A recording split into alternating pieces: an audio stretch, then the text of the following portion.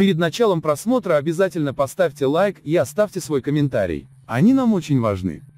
В Балканабаде второй раз за месяц толпа пришла к зданию прокуратуры и пожаловалась на сложности с обналичиванием денег. Но если в первый раз граждан отправили в Центробанк, и стихийный протест, по сути, окончился ничем, то теперь из прокуратуры позвонили директору банка и потребовали приступить к выдаче наличных. Как сообщают источники Turkmen News, в 12 часов 30 минут 25 сентября работники Банка Туркменистан заявили, что уходят на обед, причем не на час, а до 16 часов ровно. Около 300 жителей Балканабада, с рассвета стоявшие в очереди за талонами на обналичивание денег, возмутились и отправились к зданию областной прокуратуры. Ведомство расположено неподалеку от отделений банков Туркменистан, Туркменбаши, Дайхан и Центробанка. В итоге сотрудники прокуратуры позвонили директору банка и сказали, что из-за их обеда толпа не дает прокуратуре работать. Не прошло и 15 минут, как в банке начали выдавать талоны.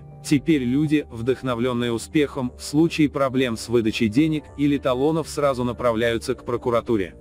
Зарплаты, пенсии и пособия в Туркменистане давно перечисляются на банковские карты. Однако в стране не развита безналичная оплата товаров и услуг. И дело не в том, чтобы обеспечить магазины терминалами для приема карт. Безналичная оплата по ряду экономических причин невыгодна руководству торговых точек. Поэтому там, где терминалы есть, их объявляют сломавшимися или практикуют безналичную оплату по завышенной цене. Поэтому люди, получившие деньги на карты, стремятся сразу обналичить всю сумму. Это приводит к очередям у банкоматов, с которыми власти пытаются бороться внедрением талонов и иными малоэффективными способами.